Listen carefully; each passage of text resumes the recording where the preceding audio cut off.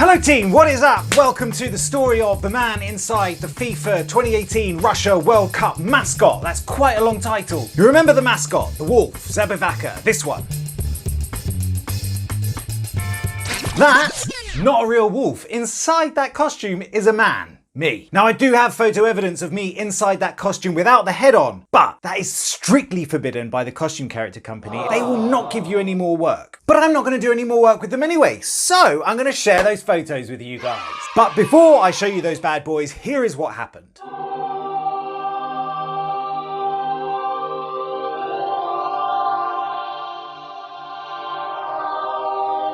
Now I did some work for this costume character company for a while, and they provide costume characters and mascots to loads of different things, sporting events, basically anything that isn't Disney, they do it. So like Nickelodeon, Warner Brothers, Aardman, Olympic mascots, FIFA, UEFA, rugby, the list just goes on and on and on. So way back in 2016, I got back from a job and I was asked to try on this costume, Zabivaka. So in October 2016, Zabivaka was announced as the winning mascot. There was this whole competition between 3 mascots that were all designed by different Russian students. But the other 2 were rubbish in comparison. So we had Zabivaka and then a cat and a tiger. I mean, look at these. I mean, what the hell? There's me. Ayo. So there was this huge event, the 3 characters were there, and they cast a vote and Zabivaka came out on top. 53% landslide, baby. Ayo. But I mean, there was no way he wasn't going to win, was there? So the next year, 2017, I was asked if I wanted to go as Zabivaka to Bahrain for a week for the 67th FIFA Congress. I was like, hell yeah, I'll go away for a week to Bahrain, all expenses paid by FIFA. So off we go to Bahrain. Basically, FIFA had put us up in this insanely expensive hotel and they'd booked out the entire top floor of this place. And they had a load of FIFA legends staying there, as were we. First morning, I go for breakfast and Maradona and Ronaldinho come and sit where I'm sat and we start having a chat over breakfast. I mean, I say chat. Ronaldinho and Maradona don't speak a lot of English, but luckily there was another footballer there who could talk to all of us. And so we mostly signed, translated, kept it all very basic. And I spent a lot of the time resisting the urge to do this. Now, I might have recognised who those 2 were, but they obviously had no idea who I was, weirdly, right? So they were like, sorry, who are you? What the hell are you doing here? So I said, I'm the mascot. Well, I kind of signed it really. And they seemed pretty excited. Well, I mean, Maradona seemed a bit excited. Ronaldinho didn't really manage to show any emotion, but he did seem pretty excited about having a chocolate donut for breakfast. So what was my work? First day, nothing. I mean, we had a meeting with some FIFA people and they gave me some presents like this. This is a FIFA Congress medal thing. It's got FIFA and this 67th FIFA Congress Manama, May 2017. So that's been sat in a box for the last 3 years. And then basically just chilled out for the rest of the day. Day 2, I got into costume and they just wanted to get some shots of me around the hotel.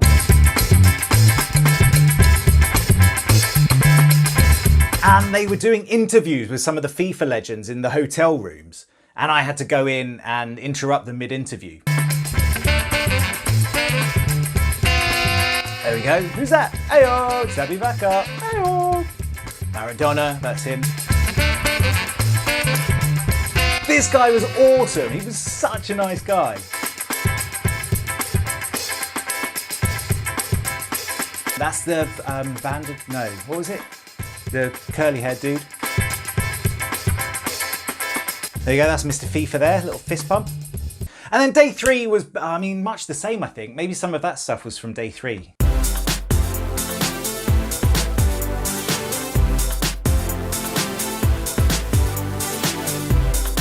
Day 4, we went to the Bahrain National Stadium, which is not much bigger than a cereal box. And they held a tournament there where the teams were made up of like the super big name footballers.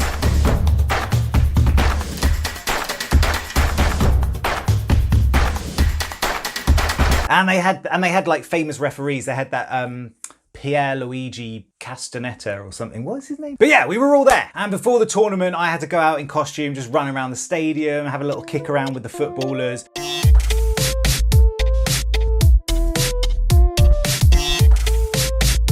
give the footballers running races in the stadium. But bear in mind, we're in Bahrain in May, it's hot. And there I am, running around a football stadium, wearing fur. That was a tough time. So then they play the tournament, and I do about 5 minutes of running around while they're playing before I die of heat exhaustion. So they do the tournament, I chill out, they finish the tournament, I get back into this costume that is soaking wet with my sweat and stinks, and we take some pictures and stuff. And then, party time! Now I reeked and looked like I'd been running laps of the sun for about 5 days straight. So what better to do than go to the biggest barbecue you've ever seen in your life, eat a shit ton of food and drink about 5 kegs worth of beer and then get on our police escorted coach back to the hotel. I don't think the police escort was there for me, I think it was more for the footballers, but how cool was that? Next day, mental. All I had to do was make 3 appearances of about 20 minutes each in a shopping centre, and that's us done, right? Easy. Did not go down like that. Basically, they got some really famous footballers to go and play some football with some kids in the middle of this shopping centre. And they fenced off this area in the middle of the shopping centre so the footballers could go and play in that. And there was a stage at one end where they were going to do some interviews and a DJ was there. So what they wanted at the start was me going out for 20 minutes and just get the crowd going. People are all sort of like starting to congregate on all the floors of the shopping centre. So I'm there with the DJ playing and I'm just like running around, giving high fives to everybody around the edge, just like doing laps of this little arena they set up, jumping up on the stage, swiveling around on the chairs, like dancing, just getting everybody worked up. So I thought 20 minutes, I'm just gonna burn myself out. I'm gonna make this the best appearance I've ever done. 40 minutes later, I am still out there sweating my arse off inside this costume, and I can't let the energy drop. I have to keep it going for double the amount of time I thought we were going for. And I kept trying to signal to my road manager, like, we need to wrap this up, let's go. So eventually these footballers turn up and we can get off. And after that, this is what I look like. That is just sweat. Look at that, what a mess. So then these footballers have got this entire country buzzing. It seems like the entire population of Bahrain have come to this shopping centre to see this. It is rammed.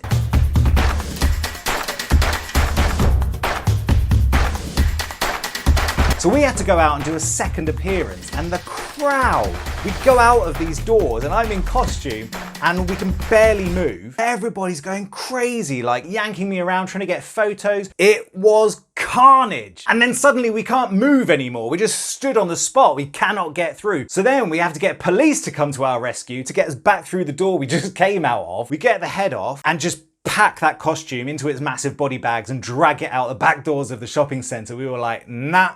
So that was Bahrain. We get on a plane, we come back to the UK. A week later, FIFA call up and say, can you come out to China to do the sponsorship changeover? So they're going from Budweiser to Vivo, this crappy Chinese phone company. We were going out for another week, but in that week, I reckon we probably did about 2 hours of work. And they just piled us up with presents from FIFA again, like Chinese footballs, a cuddly toy, this phone, Vivo phone, that's branded with the World Cup. Heyo! And we had a lovely time doing approximately 0 work for the first 3 or 4 days. Just exploring Beijing, Tiananmen Square, Chairman Mao Mausoleum, Forbidden City, taking endless selfies with Chinese people who have never seen a white man before. We're gonna eat this scorpion. Pretty good actually. Crunchy. Let's bring this home. And then the night before the big sponsorship changeover, they ask us to go and do a rehearsal. So they've got this temple in the Forbidden City that they've decked out like a Muse concert.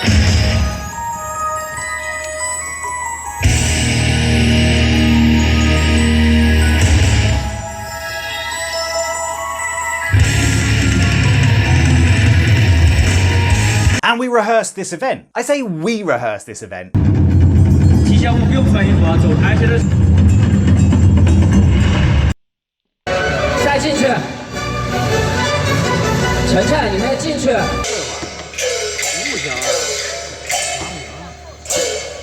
All I had to do was walk on stage, do a bit of the aeroplane, and just stand there really, high five another man.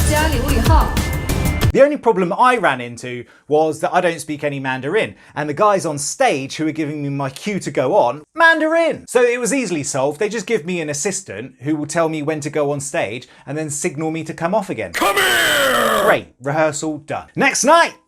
Big event! At the start of the evening, I just had to stand inside the entrance and greet people in, stand with the World Cup, have some pictures taken. Oh, what tough work. But it was ridiculously hot. So humid as well. When you weren't wearing a mascot, you could hardly breathe outside. And there I am, wearing a furry mascot on this massive head. I'm just sweating inside it, completely starved of oxygen. So after the whole entrance bit, I get backstage and I rip the head off and I can finally learn to breathe again. Then after about 30 minutes, my assistant comes round, she goes, right, we need to get the head on, get around to the side of the stage because we're about to go on. Great, I just need to put that head on for about 5 minutes, run on stage, do my thing, get off, done. So we put the head on, we go and stand around the side of the stage and we stand there waiting, and after about 10 minutes, I'm on all fours like a real wolf and I cannot breathe. The whole world is just getting black around my eyes like this. So eventually I convinced my road manager to let me take the head off until we have to run on stage because it only takes 10 seconds to whip the head back on again. So there I am,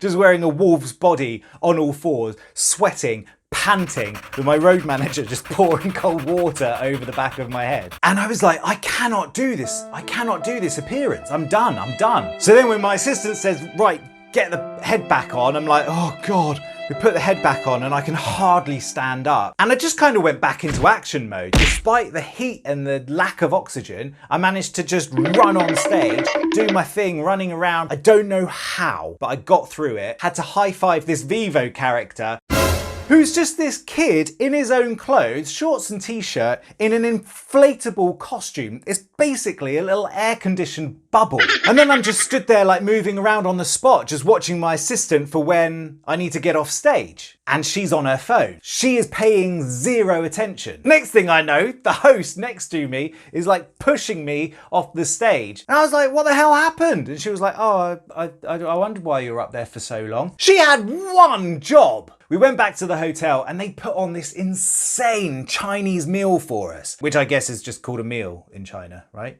And we just chilled out for the next day and then headed back home to the UK. So here is my illegal photos. Heyo! Proper British cup of tea.